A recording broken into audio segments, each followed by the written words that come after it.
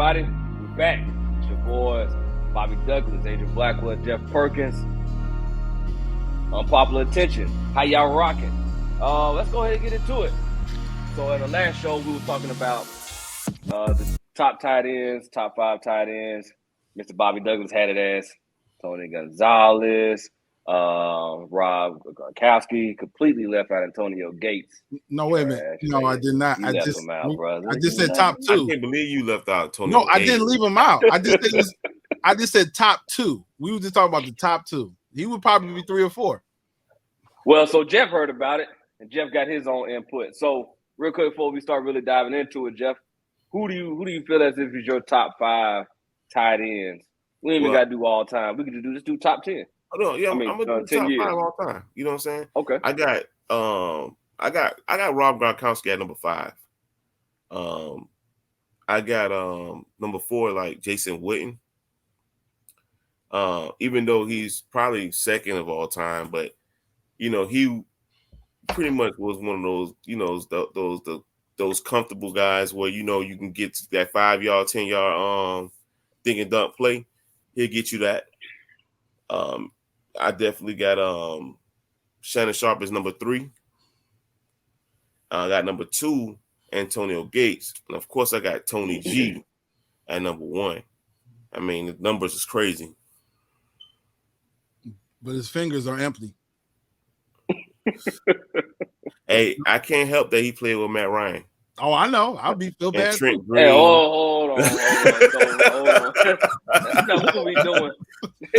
Time out. That's not what we doing. Because remember, he was at Kansas City before he even came to Atlanta. He was at Kansas City for a good little minute before he even came to Atlanta. So, I mean, we're going to throw any other quarterbacks up under the bus. We got to bring the ones at Kansas City and toss them up under the bus as well.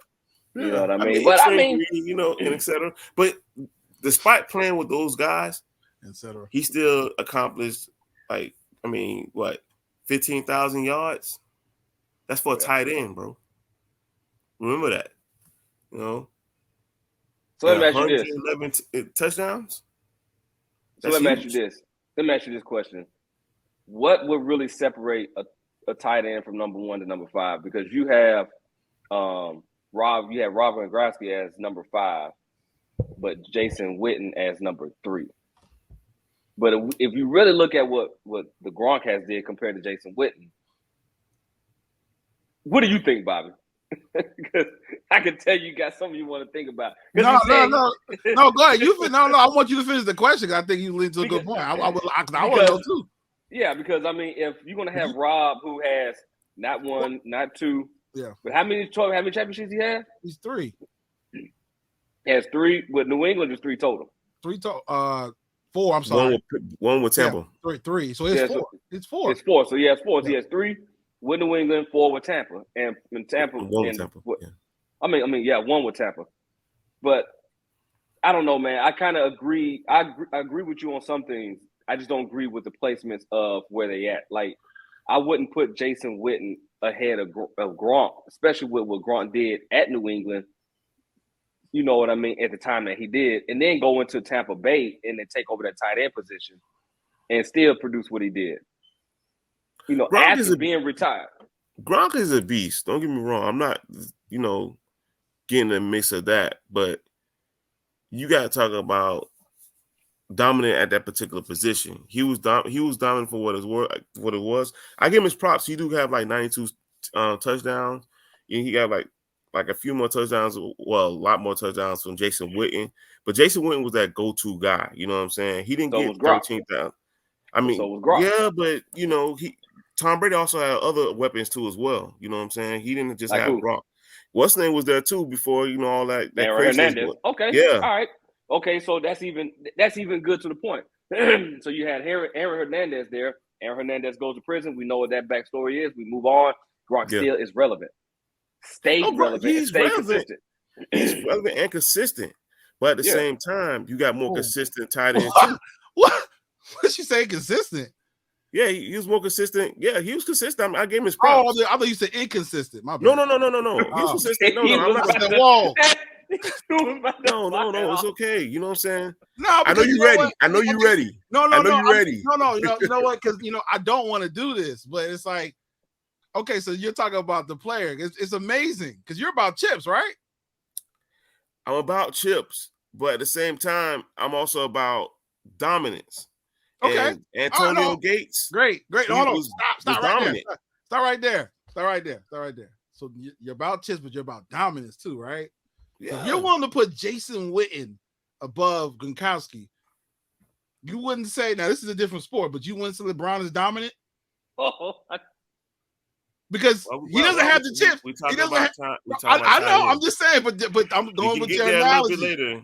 I'm going with your analogy because Jason Witten, Gronkowski, Jeff. That's he's wild. A go-to guy, bro. He was. I know, but over Gronkowski. Go look at Jason Witten numbers compared to look at his film. Gronkowski numbers. Okay. I can tell you that the only thing is there's a huge separation is the touchdowns. We already know Gronkowski got to the end zone a lot. I give him that. You know what I'm saying? I'm not saying Gronk is. I will never say he's trash. But when you want to see compare stats with stats, it's a lot of guys that got better stats than him. A lot of other tight ends got better stats than him. And to give Gronk his credit, he did do it in a short time frame too. So I give him that. Okay, so that even just makes it more the merit. So with Jason Witten being with the Dallas Cowboys for how long? He was there for what longer than Tony Romo, right? He played from 2003 to 2018. He was voted 2020. Oh, okay. Well, I'm just reading. Voted for. Oh yeah. You talking about Gronk? You talking about Gronk? No, just for the Jason Witten for the Cowboys. Jason Witten. Oh no, yeah. 2019, but he played for Las Vegas in 2020. He was voted 10 times to the Pro Bowl, first time All Pro. Has 1,089 receptions, 1,100 yards, 63 touchdowns, and 14 seasons. Well, no. He has 74 touchdowns. I mean, these are. I mean, I don't want to quote this, but I'm just saying. This was online, but online people put whatever. Yeah, but. He has 13,000 receiving yards. I give him that, and he got over 1,200 receptions, and he has 74 touchdowns. So let me ask you this question: So you got Shannon Sharp as number 2, correct? No, I got him number 3. So who was number 2 again? I got Antonio Gates number 2. Antonio Gates number 2, and then so you had Gronk as number 5, and Jason, and you had Jason Witten as number 4. Yeah. Where's Winslow?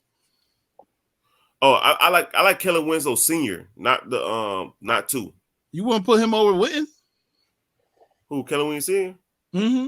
I got him top 10 all time. See, the only thing that separates these guys, that Kellen Winslow Sr. and like Dwight Clark, those guys in that particular era, they were more so blocking tight ends. They did get some reception, of course, but the tight end became more relevant into the early 2000 era. You know what I'm saying? Like, you got the Jeremy Shockleys and, his son, Kellen Winslow too. So, those guys became more reception based and more so in the 2000s. Now, back in the 90s ball, the tight end position was basically, it was more so blockers than anything. Yeah. Now, not saying that Kellen Winslow was an all-time great, which he is, but they don't have the amount of stats like compared to Antonio Gates or Gronkowski that has, you know what I'm saying, to even compare. But he's greatest in his own kind. No, you're right. So, all right. So here's my argument. And so we're talking about greatest of all time or greatest. But I think a lot of the time, the playoffs, people don't respect the playoffs. They do and they don't. Right? Yeah.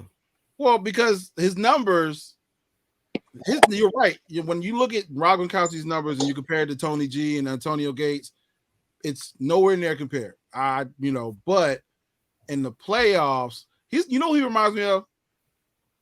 Julian Edelman.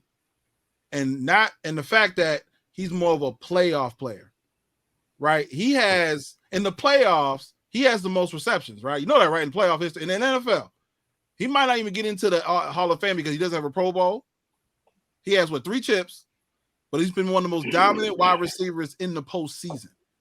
So Julian Edelman. So, and Gronk. So, but that's you got him over Wes Walker though. Yeah. Come on, bro. Come on, bro. I know Wes Walker. I'm talking about Patriots history. Wes Walker. Yeah, he really made that. He controlled that slot. He did. I don't think he's better than Wes Walker. And prime for prime. No, because he killed that position. No, if we're talking about just again, no position wise, Wes Walker's better. But we're talking about stat wise, Julian Edelman obviously he got better stats than him. Yeah. But the way I look at it too, I guess I don't know if people are putting the postseason play into it. We're looking at the regular season stats, but are they looking at postseason? What are they doing in the postseason? Gronk is clutch. I mean, it's almost he was like 10 out of 10. You throw the ball at him in the red zone, he's gonna catch it. I'm not. You got to factor that in. And then he has the chips to prove. It's not like he was this player sitting on the sideline, or he will come in every couple of downs. He was a major factor in winning each Super Bowl. In the play, even in playoff games. So I give you that. I gotta look at that. He was dominant. Dude was dominant. And I forgot to give an honorary mention too as well, Jimmy Graham. Even though, I know that's a good one. Yeah, he was. Hold on. How did we forget about him? I didn't forget about him. I just don't think he's in my top 5. I don't know. But I gave him an honorary mention. You don't think he's top 10? No, of course. No. You don't think Jimmy Graham? You don't think Jimmy Graham is top 10? No. He withered off. You don't think he withered off towards the end of his career? No. So both the teams that he was with, New Orleans Saints and the Seattle Seahawks. I'm gonna ask you a question, Bobby. Wait a minute. He didn't do anything with the Seahawks. What did he do with the Seahawks? He did nothing. Yeah, he didn't do nothing. He didn't do nothing. He was dominant for like a little longer, maybe 4 or 5 years. But I'm talking about between when he was with Drew Brees, he had a 5 or 6 year era where it was just him. I know. Yeah, he did a little, but like we're talking compared to the other tight ends, he's not top 10. Okay, all right. So we just established the 5 real quick. I just want to see who else. I'll give you my 5. The bottom 5. Yeah. Who's the bottom 5? Because if you don't have Jimmy Graham in there, I don't know, bro. Because you got that bottom 5 can go range between a lot of people. Because you got Dallas Clark. People forgot about him. Yeah, you know what I'm saying. So what about Travis Kelce? Will we include Travis Kelce in, or is it too early? Is it too early for him, or will we include him? Kind of too early, a little bit. I mean, let's really look at it. Is it really what? Okay, let's look at it this way. With what he's doing, is it too early? Not with the time that he's been in the league, but what he is doing currently. He's doing great. You know what I'm saying? I mean, he's putting up wide receiver numbers as a tight end.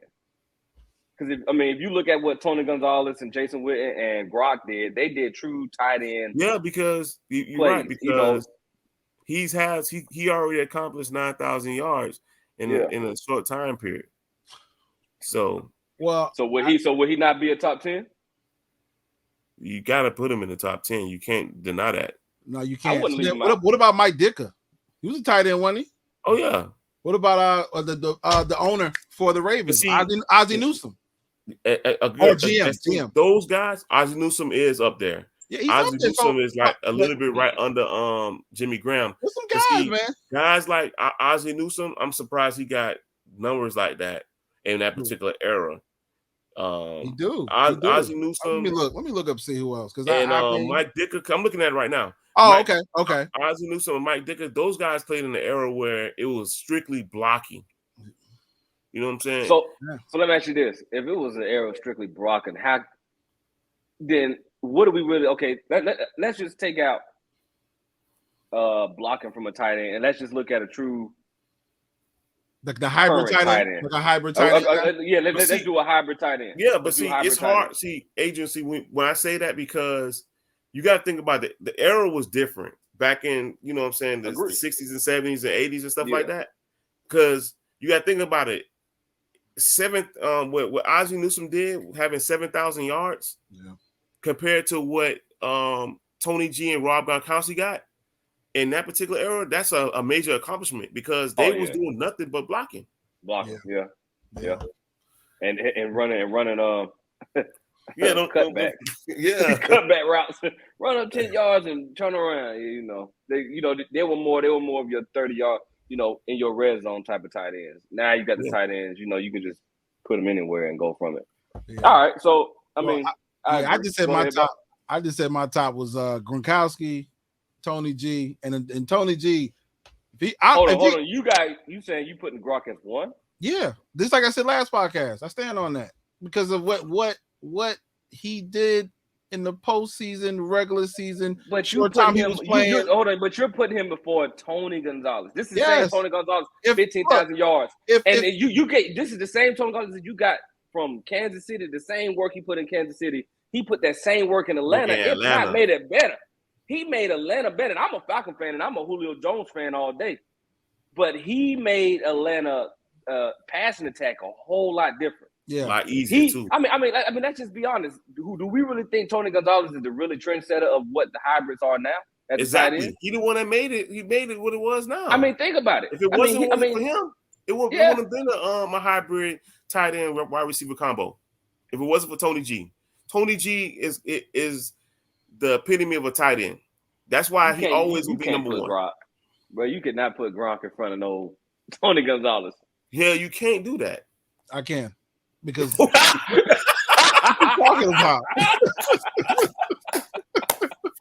What you thinking? You wild. That's that Patriots bias, though. That's that Patriots bias. Yes, it is.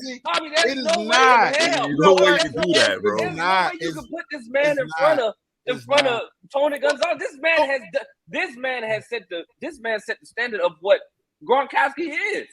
So he created Gronkowski. Okay, so if that's what we're gonna do in sports now, and chips don't matter, like I'm not no. What y'all doing? Y'all saying because he doesn't have. I'm sorry, he doesn't have a chip. You can't put him number one. No, I didn't say that. I didn't say that. Chips ahead of him. I can't do it. You see that brother down there? He said without a chip. What I'm saying, I can't do that. Listen, all I'm saying, look, if he had one chip, I'd probably give it to him. He doesn't have one chip, man. In NFL, it's 52 guys, Bobby. It's 52 guys, Bobby. Yeah, 17 years. 17. That's long enough. How long is that, man? Jeff, 17 years. Bro, I can't help that you clown LeBron right now because he's in year 18. I can't help that he played with Matt Ryan, Trent Green, and them guys like that. I agree. It's not his fault. Man, sorry, Adrian. You just I ain't studying. But anyway, like I said, it would be Gronk, Tony G, and in between Shannon Sharp and Antonio Gates. Between fourth and fifth? Yeah, third, fourth, yeah. What's this? So you not gonna put Jason Witten in your top 5? He'll be like 7, 8. Move this man! 7 or 8. Damn, bro. You disrespected Jason Witten, dog. I mean, he was great, but he was another one that played with you know who. So, but Tony Romo was nice. Yeah, I'll take that back. I take that back. Tony Romo was nice. I used to defend him, and I gotta keep that same energy. He was good. You're right, but still, he's not. Bro, like, come on, you gotta stay consistent. You gotta stay consistent with that. There's no way. Tony, and it's not biased, but come on, man. He doesn't have, you can't put somebody number one that doesn't have a ring. Travis Kelce. Can't do it. True enough. Now, Travis Kelce got a ring now. His numbers is not too far from Ron Gronkowski. You know that, right? Yeah. He has a chance to, you know what? His career's not over. Gronk is not gonna go down as the best ever, but right now he is. But I don't think that's gonna last that long. Whoa. You said you think Gronkowski is the best tight end ever of all time, bro? What does number one mean? Number one means right, Adrian. What are we talking about? What I said over Tony G. Though I said Gronk, Tony G, and the number 3 is up Gronk better than Antonio Gates. I'm just keeping the buck. Hold on, you don't think Rob Gronkowski is better than Gronk is better than Antonio Gates? Jeff, you tripping. No. Jeff, No. Let's talk about it. Jeff, I agree with you with the Tony Gonzalez should be number one. But, bro, I mean, if you're looking at... I don't forget about how dominant these guys was. Okay. 11,000 yards, 116 touchdowns compared to 9,092 touchdowns. Come on, bro. The number says it all. Don't get me wrong. Okay. Gronkowski is a clutch player when it comes to the playoffs, and he got the chips to back it up. I understand the ring factor. I'm talking about the plays on the field at the position. It's 52 guys, Bobby. It's 52 guys. Wait a minute. But but the plays on the position, like you said, he made them in the playoffs. Like you said, football. That's that Patriot stuff, man. No. Wait a minute. It's football is every game in the playoff is sudden death. Basketball, you get the best of 7. Baseball, you get the best of 7 or 6. But see, individually, yeah, go ahead. You got to perform. You got one game to perform, and this man showed up more times than not to perform. That matters, man. I'm sorry, that matters. Yeah, Anybody in the playoffs? This is why, you know what? I want to have this conversation about Peyton Manning too. He's another one. Oh, you can't. Oh, speaking of, I kind of went Peyton Manning. We'll go ahead and bridge now. Bart Scott recently said he feared Peyton Manning more than Tom Brady. For me, I'd much rather go against Tom Brady every day of the week than to go against Peyton Manning. That's how you feel. That's how I believe. That's how everybody feels. Interesting. I like that. In the heyday, you never ever have I said. Let's also point out, I'm so afraid of Tom Brady. I definitely want to see how you feel about that. Let's talk about it. Really? I agree with him. You agree with Bart Scott? Let me tell you why. Peyton dissect defenses, man. He is feared. He used to terrorize the Jags, dog. Pick them apart. I used to hate watching this guy the time he played the Jags on Sunday. Mm-hmm. Like Peyton Manning. I still feel like that now. Say it again. Man, be quiet, man. Listen, Peyton Manning was an architect at quarterback, and Tom Brady. You compare it to Tom Brady is more of a system guy versus somebody that actually terrorize defense. You know what I'm saying? I think you get more fear from Peyton than Tom. You know what I'm saying? Even though Tom got the accolades, I'm not saying that he's not great because he is great. Yeah, I'm just saying that Peyton Manning, he can dissect a defense. He can definitely game plan a lot better towards each and every team. He prepared better than all other quarterbacks, I think, alone during the time he played. That's my take.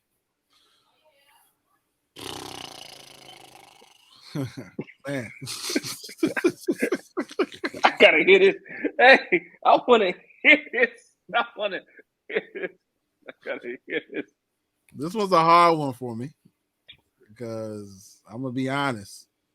Everybody, I'm a Tom Brady fan. I'm a diehard fan, but I do agree with you, Jeff. I agree. Peyton Manning. Now, there's a caveat, the stipulation. Of course, he's the greatest regular season. Listen, I give you that. If we can meet in the middle, I'm with it. I give you that. Yeah. So, and I can't even talk because it's hard saying somebody's better than Brady in this. But being honest, yeah. Now, because Brady had a part of his success is Belichick. They're tied. Of course. That two combo is serious. Now, if you want to say who had more, we can debate that later, but they definitely helped each other become who they are. Now, Peyton Manning, who do he have? He had Tony Dungy. He had who else did he have? Was it this TG? No, he had I think John Mara, if I'm not mistaken. Yeah, John Mara. Yeah, John Mara. So I think when it comes to Peyton, okay, put it like this. The way the Patriots scheme and they plan, they're waiting for you to make a mistake. And Tom Brady's a part of that. Peyton Manning goes to the line and he knows what mistakes you're going to make. Exactly. So that's the difference. So I this one, if I true football and watching him, yeah, I have to agree with Bart. But that's why he was the number one pick. because that's what he does, right? Brady was the seventh round pick. He had to develop. Six. I thought he was 7. No, he was 7. He was the last. He was the 7th round pick. No, he was 6. 144. Oh, y'all gotta look that up. Okay. Oh, I know. Give you that. Oh, clearly. I mean, I thought he was number 7, but but I forgot my point. But so as time went along, I felt like they were evenly matched. By the end of their careers, he's now dissecting defenses just as good as Peyton Manning. So, but at the height of it, no, Peyton Manning I would say he was more feared. 199, by the way. My bad. Yeah, 199. Okay. But he went 6th round. What? 199. Okay. Well, that's a good one. What about you? So, I agree. Okay. Peyton Manning is definitely a defensive guy. I mean, hell, you remember when Madden came out, they had that little vision option. He could see the whole field. I remember. So, that was a good point. It came out just for him, by the way. Yeah, just for him. Like I'm saying, so he could see the whole field. If you had him, you could see the whole field, and you could just throw the ball, and it was going to be a catch. Right. I mean, but I agree. I just think that's just really all the Mannings because think about Eli. Eli was the same way. No, I do not agree. Eli. Okay, I'm not going to put. No, we shouldn't even. Oh boy! I say this is what I say about Eli. I think he can read a defense. He's not his brother. He's not Peyton Manning, nowhere near. Mm-hmm. But he is clutch in the playoffs. He is. Yeah, he's clutch in the playoffs. You should know this, Bobby. You definitely should know.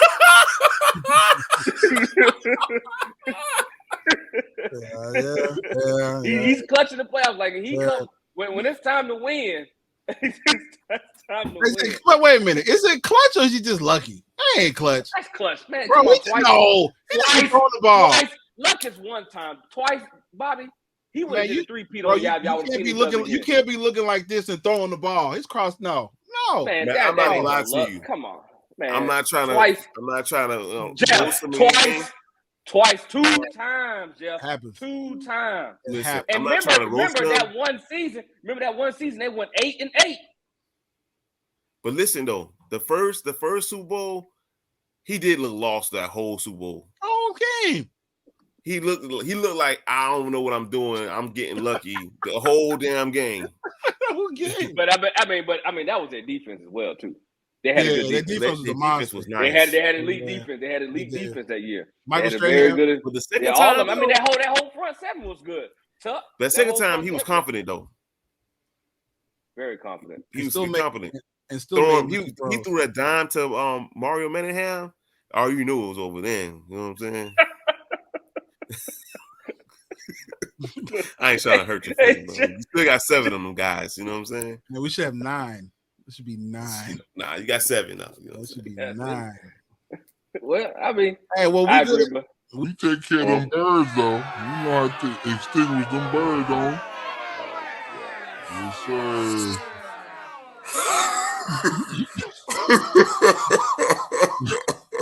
Yes, sir. You know, I was watching that clip. You know, I was watching that clip the other night, and it was 2 minutes left, third quarter. It was 28-3. That's wild, man. That's wild. How you come back that fast? So Kyrie Irving is staying with the Knicks. Hey, they ain't been the same since. Go ahead. It definitely ain't been the same. We done clean house. Man, Matt Ryan hasn't been the same. Hold on, I got one more thing to say though. One more thing. Come on. We do so. We go to your division, and we take control of the division, and then we win the Super Bowl. Oh, Tom Brady. You know he claims Tampa Bay when he's Tampa Bay. Yeah, so wait a minute. We go to Tampa Bay. You know we come to the South. The dirty South. Fan, mind you. The dirty South. We come to your division, your house, your backyard, dominate, take the number 1, and we win the chip. That gotta hurt. Then we send your quarterback to Indy. Woo! Damn, dog. Technical difficulties. So I'm back. That's what you get. But real quick, Kyrie Irving staying with the Nets, man. What we think about that? Or possibly staying with the Nets. Is KD gonna stay with the Nets? I'll let y'all two chime in because you know what, Kyrie Irving is. I don't know, man. I think it's all over the place with this kid. I mean, that's not surprising to me. I already knew he was going to either opt in, but that whole trading, that trade rumor to the Lakers, I didn't think that was going to happen at all. Yeah. But he definitely opted in his contract, which makes a lot of sense. Who's going to turn down $36 million for a year? Nobody. So, yeah, I mean, especially how the season went last year, him being up and down, not coming in. A lot of people are, as far as the owners, I know they're worried about bringing him in and paying him that kind of money. So I'm glad he went ahead and did something that's smart and opted in and took the money. Man, I don't know. What you think, Bobby? I really don't care because they're not going to win. It's you know what? Kyrie's he's a great point guard. And he is box office, but I don't know. I'm not surprised he didn't take it because like I said with Jeff, I knew he wasn't going to the Lakers. He left LeBron because he wanted to do his own thing.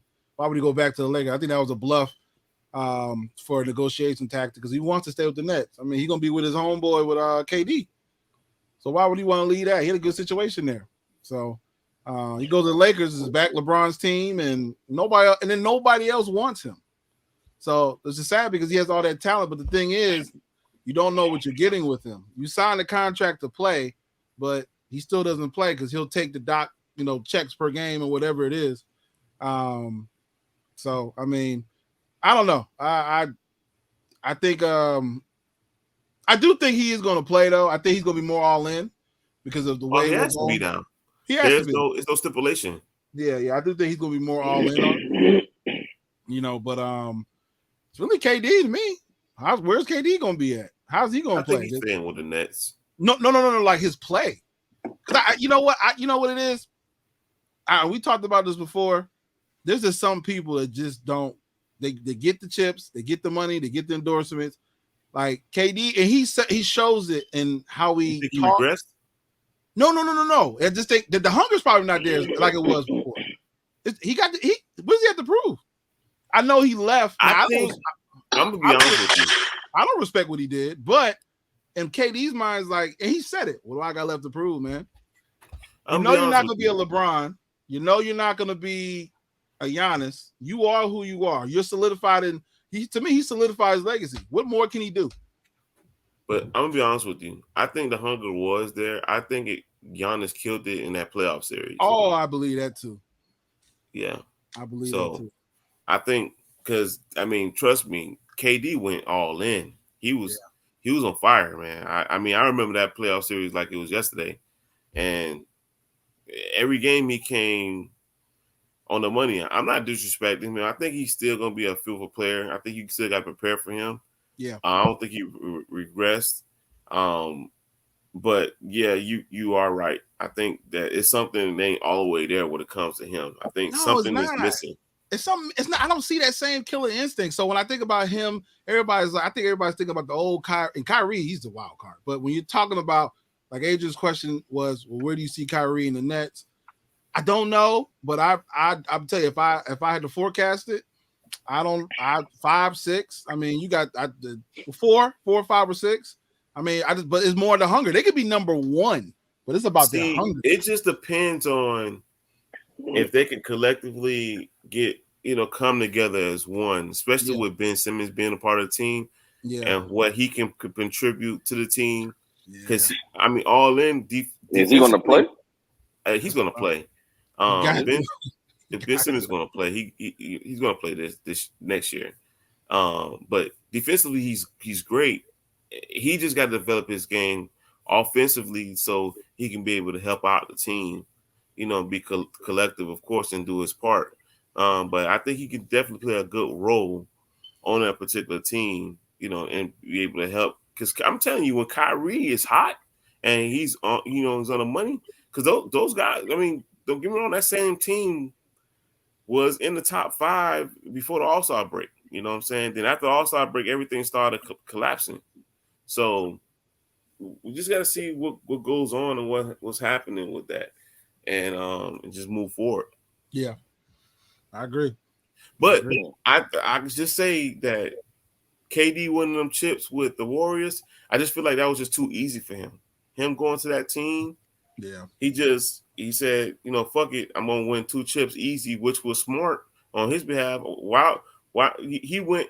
It's smart for him to get the two chips easy like that. That's why I say these guys now, compared to how it was in the 90s, they don't have no kind of fight. They want to make it easy for themselves. Wow, you lost. You almost beat this 73-9 team, and you went to go join them.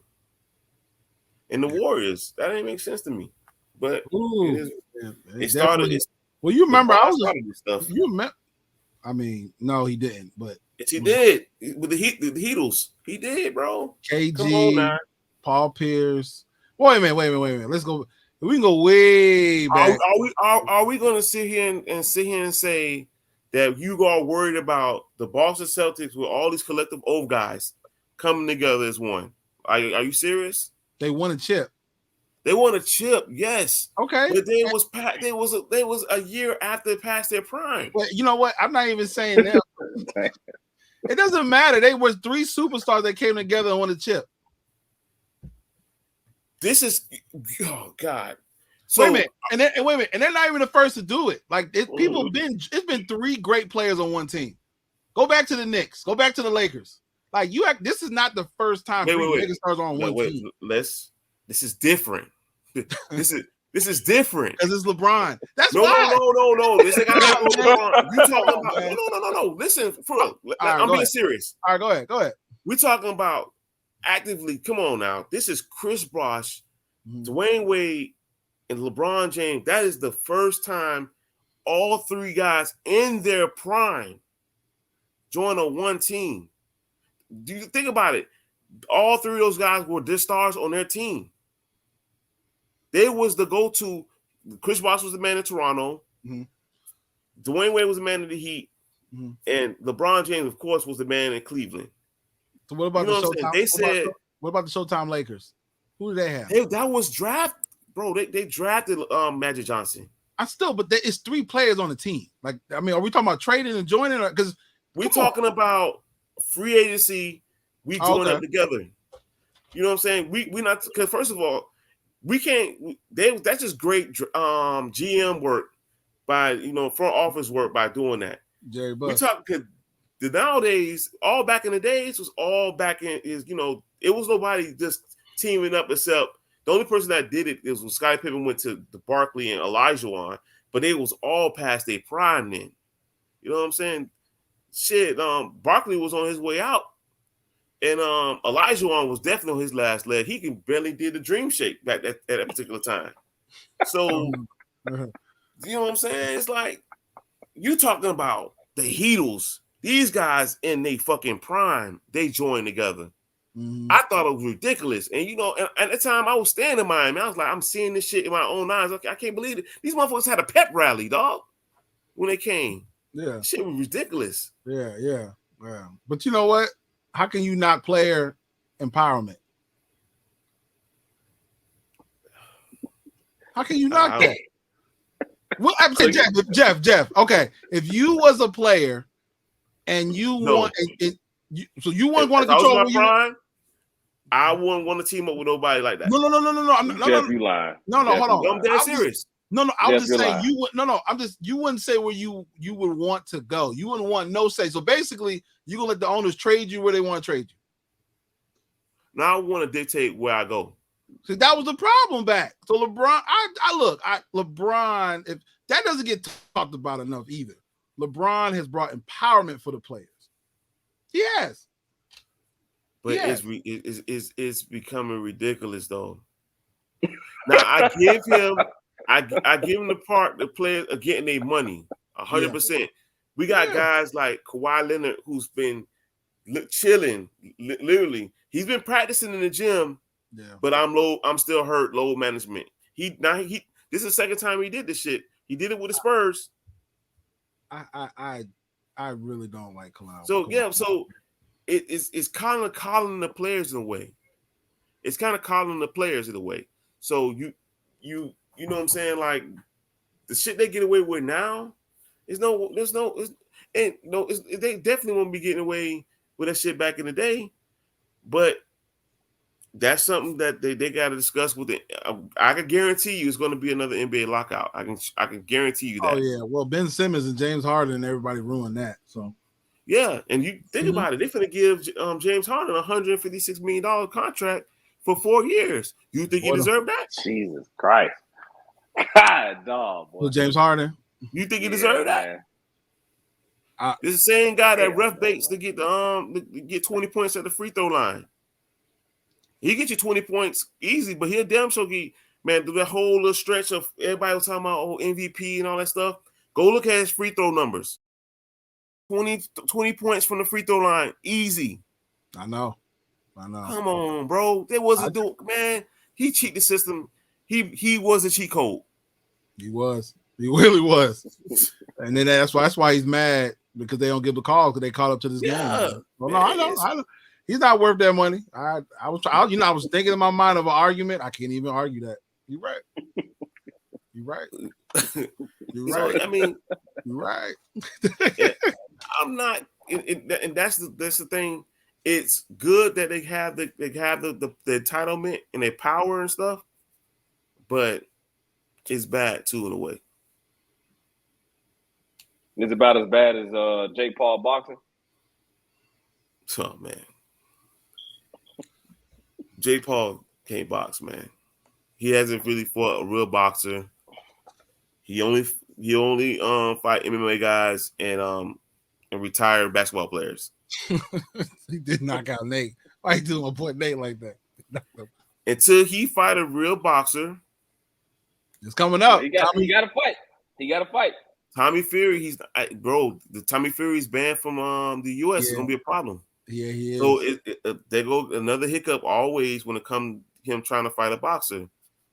He said he finally, signed the paperwork or whatnot, but now they're trying to have it in Madison Square Garden.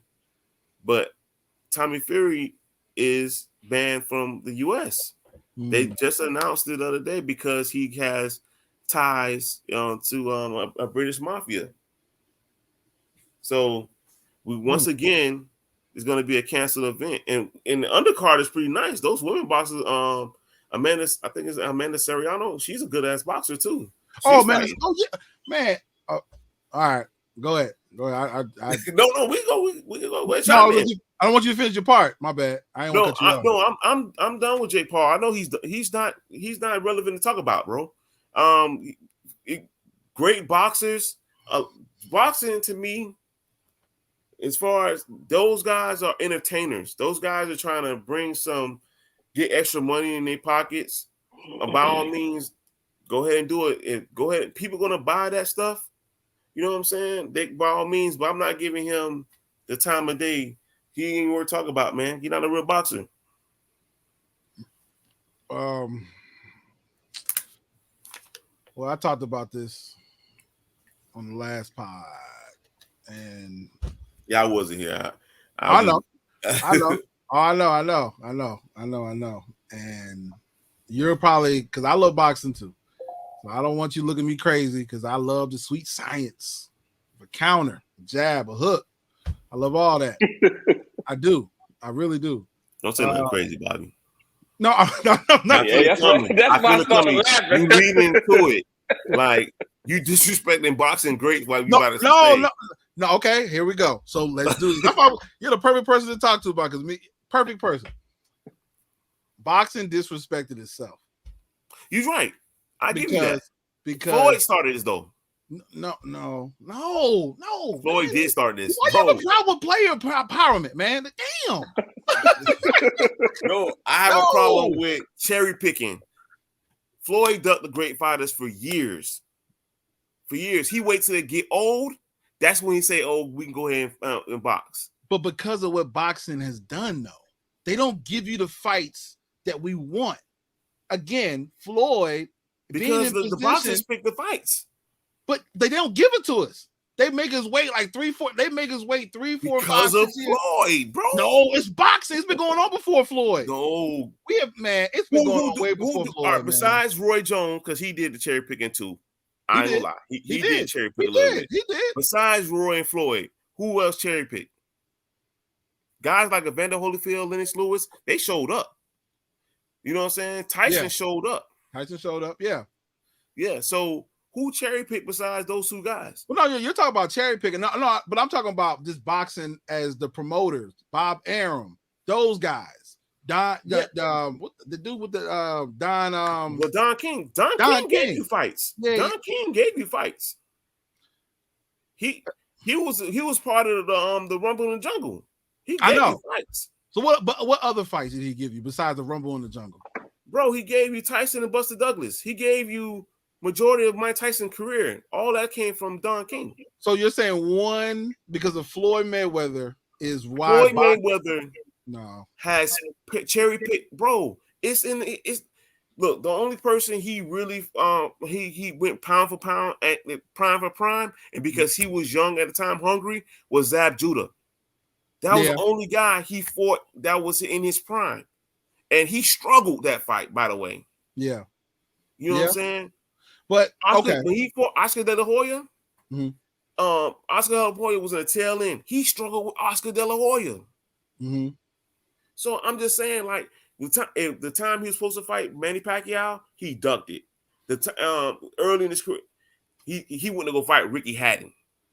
Who the fuck was Ricky Hatton at the particular time? Even though he was undefeated. But come on, bro. You went for one to fight one of the top pound for pound boxers. It was him and Manny Pacquiao. Mm-hmm. You fight Manny Pacquiao. He ducked Sugar Shane for years, and Sugar Shane was my all-time favorite boxer. He ducked him for years. Ducked him because he knew Sugar Shane was going to bring it to him. He waited till he went 30. He was 38 to fight him. I'm like, come on, bro. You don't do that. Okay, but that's one fighter. You're talking. I agree with you on that. I do. That's not one fighter. That's a top. There's a lot of fighters. He fought Miguel Cotto old. No, but you're talking about one. Are you talking about? You're talking about Floyd. That's just one. There's a whole bunch of fighters. I told you. Yeah, give me some. I'm just saying. But no. So I'm not going to argue that because you're right. You're 100% right. Because I don't even want to sound crazy about boxing because I don't feel like I'm getting out of pocket because I feel like I am because I agree with it. I do. It's just all I'm saying is boxing didn't give us the fights that we wanted for years. UFC. This is why the UFC is more popular. Now they don't generate. Now I don't know about generating more money. I don't know. But per fighter, they don't make as much money as boxers. But it's much more popular. It's Dana White controlling it. There you go. It's Dana White. Now that's a whole different story. Yeah. But he gives us the fights people want, and that's why, bro. At one point, it was a good 5 to 6, 7 year run where it was UFC, and it's about to get back there. It's about to get back to that. Yeah. I remember what Forrest Griffin. It's still going on. It kind of lost a little luster. It wasn't. The fighters weren't the same. You didn't have the same. Bro, you remember Austin? You remember Machida? Remember Lyoto Machida? You don't have the same box. You don't Forrest have the same Griffin. UFC. Yeah, like you don't have the same UFC fighter. Tito Ortiz, Chuck Liddell. But it's starting to get back. It's definitely coming back. What's my boy? Rashad Evans. Like, man, it was at a Rampage. The dude that played in the 18 movie. I'm not a UFC guy. I'm more so boxing. Yeah. But I just like fighting. Boxing is kind of dead. I mean, boxing is not dead like now. Hold on. I told you. Okay, let me finish getting my point. So then you can go ahead. Yeah. So the UFC, right? So then again, here comes this guy from Disney, Jake Paul, right? So what he is doing, take a deep breath, Joe. I know. What he's doing, you have to admit, man. You have to admit, he is making boxing interesting, slightly more interesting. He's making it more interesting because he is, and what he is doing too. So, like you said, Amanda Serrano, right? She was a great boxer. She was a great boxer, but she is a great boxer. She still is, but she has been underpaid for the longest, severely underpaid. She gets with Jake, and she's been boxing for years, like 10 plus years. She's better than good. She's great. You think she's better than Clarissa Fields? Clarissa Shields? No, Oh, okay. I just said she was great. No, she's the GOAT, the greatest woman of all time. So no, boxing, so no, that's different. But but he's putting them under her, and she's made more money in that one fight. She's made more money than she's made in 10 years, man. So I just, you know what? I like what he's doing as far as putting boxing out there and giving us the fights that you want. And see, this is why I say, and hold up, like Jeff, I'll let you go. This is why I say, I'm listening. This is why I think boxing has definitely just changed in a way where it's losing a lot of ground just because of, like I said, you don't get a lot of the fights that you're looking for. And then when you do finally get them, it's years later. Like you said, Jeff, that fight that's supposed to be happening with Jake Paul and Tommy Fury is getting canceled, or he's not allowed to come into this country because of his ties with it. It's still up in the air, but now you got Jake Paul saying that it's all BS, but apparently it's not BS. It's probably I just think that boxing is just losing a lot of recognition. After I watched that fight last week, where it was Betterby versus Smith Jr., that fight, the way it hyped it up when I was watching on ESPN, it should have had a pay-per-view easy. I didn't think it was going to show on ESPN2. It was shown on ESPN2. I thought it was going to be a pay-per-view movie. I just think boxing is losing a lot of ground because UFC is definitely picking up a lot more momentum. Well, UFC fell off only because of COVID. That's it. It was only because they couldn't get the fights to fight each other due to COVID. And that's why Dana White started taking them over to other parts of the country, like Dubai, to fight over there where COVID guidelines weren't the same. I'm just telling you, this is just my opinion. UFC is definitely going to start being the mainstream, and then you're going to start having, like, right now, it's bare knuckle fighting. It's starting to get a lot of television viewing. Right now, it's very small, but it's going to continue to grow. If boxing doesn't start giving the fights that people want to see, like Terrence Crowder, and then who's the other fella they're trying to get? They're about to fight. I was about to mention it. But look how long it's been. Jeff. Hold on. We know you the boxing guru. First of all, Errol Spence and respectfully, Terrence Crawford been in for a while, been in the game for a while. So is Errol Spence, but they respectively had to, fight that particular competition to where it can make a build up. To right now, it's at its highest peak. I understand that fight being long because it is actually at its due because both of them has fought everybody in their top weight class. Terrence Crawford right now is an undisputed champion, and he's getting ready to fight Errol Spence. So that actually is a fight to see. You know what I'm saying? That's gonna be, what boxing is made for. I'm excited about it. The division that's challenging right now is the heavyweight division because we don't have nobody really in there because one, they're scared to fight each other, and two, they just don't have the styles. For example, Deontay Wilder is not. He's pretty much just a haymaker thrower. He don't have the technique as a boxer. I'm not saying that he's not good in his own kind, but his style is not built for long term.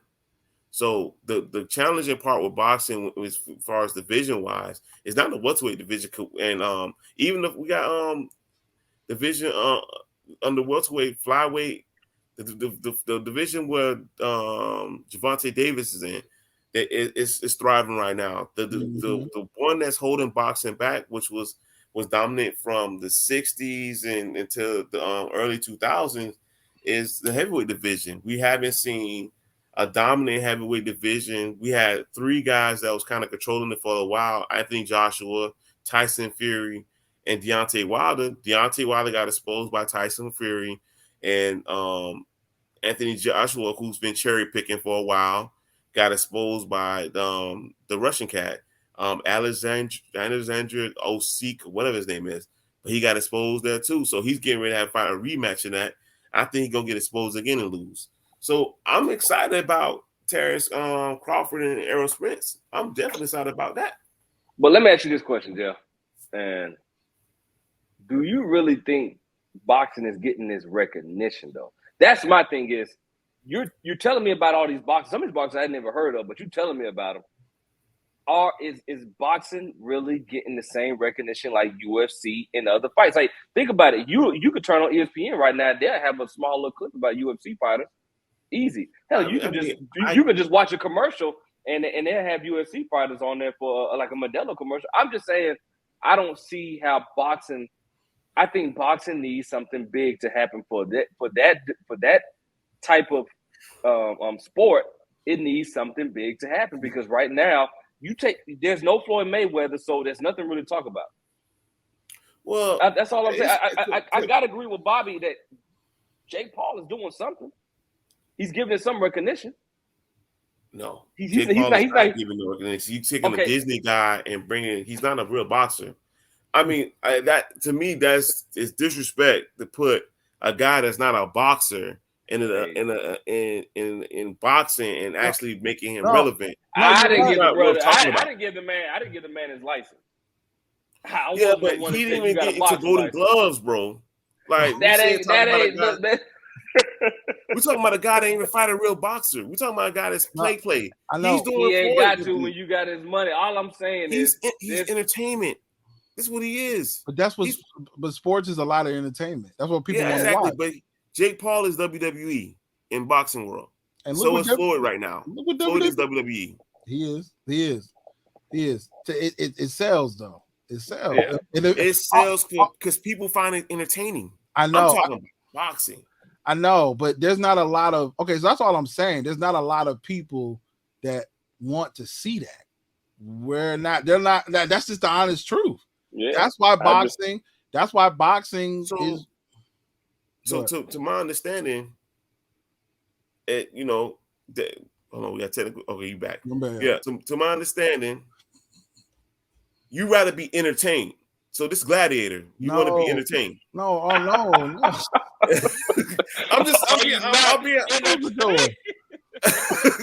being honest. I want to see boxing. When I play for a pay-per-view, I want to see boxing. I want to see. You don't have to worry about paying pay-per-view. You can watch it for free. I mean, come on, you on your phone, but it's still pay-per-view. You know what I'm saying? No, you can watch. You can watch pay-per-view boxing matches that was supposed to be pay-per-view. They're not getting those. They're not getting those tickets. I guarantee you, Errol Spence and Terrence Crawford will get pay-per-view. Those will get it. But I'm asking you this question, Jeff. If there's a UFC fight going on, the same. I'm not watching UFC though, so I don't even know. Let me tell you this. You might not watch it, but I bet you there will be a bunch of bars filled with people going there to watch those UFC fights. I don't know about filled, but it depends on who's fighting. Okay, there's correct. The only person that fills bars to me right now, as far as UFC, is Conor McGregor. It's filled fights for him. I mean, you still got a lot of fighters out there. You got a lot of good fighters out there. You got a lot of good fighters out there. I'm saying this. Let me ask you this, Jeff. If there's a UFC fight going on and they have some good names on there, some good books, some good tickets going on, and you got your boxes all lined up from whatever weight class you want to take it to, and you got the same thing going on with boxing, which one do you think is going to get the highest rating? It's going to be UFC. I'm telling you the truth, Jeff. You know it too, man. Boxing. Now, but I bet you this: if you put Bobby made a good point. They had a boxing match with Black China, and I don't know who that other chick was, but it got a lot of playing time. A lot of playing time, and all they went there with headgear. Entertaining. Yes. Do you want to be entertained? This goes back to my Okay. Well, let me ask you this question. Okay, let me ask you this question, Jeff. Is UFC not entertaining? I don't want, bro. I don't get me wrong. I'm not down to UFC. I ain't got nothing against UFC, but I'm a boxing guy. I'm not watching UFC. I don't want to watch mixed martial arts. The only time I've gotten entertained from UFC was when they box. I mean, they box. Martial arts. And they box. I don't get. It's mixed martial arts. They wrestle. They box. They wrestle. They kickbox. Yeah, if I want to watch wrestling, I watch WWE. You know what I'm saying? I'm surprised you don't. But you know what, Jeff, is crazy. I'm surprised you don't like the UFC because you are a big fan of boxing and you're a big fan of WWE. It's like UFC with the mixed martial arts. It's like an infusion. It's an infusion. I'm surprised. I don't. One, I'm not a fan of Dana White. Oh, okay. Well, there. Okay. You know what I'm saying? And I'm not gonna get into it deep into that, but I'm just not a fan of him. Okay. Two, it's just, believe it or not, it looks orchestrated of who wins and not. It might look like it's not, but it does. You know what I'm saying? Boxing is orchestrated. So okay, but so you telling me them folks go out there and get their nose cracked and broken and eyes split open just for a paycheck?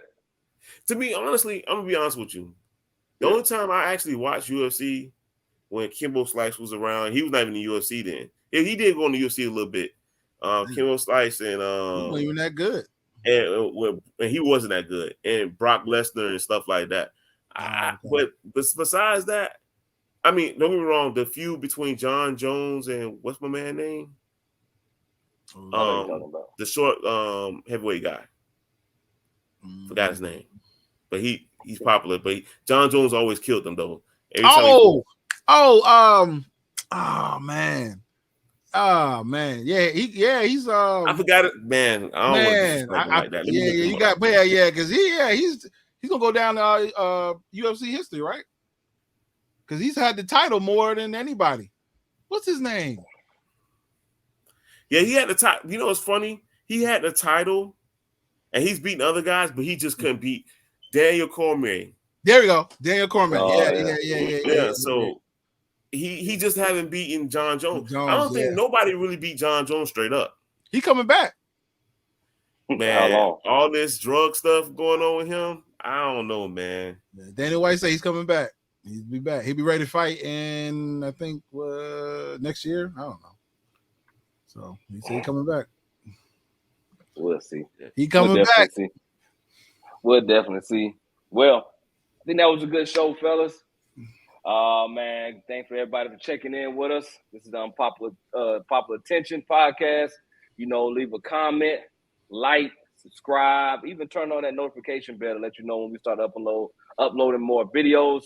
It's your boy Bobby Douglas to my left, Jeff right down to the bottom, Mr. Perkins, your boy Adrian Blackwell hosting it for you, and we out. Peace.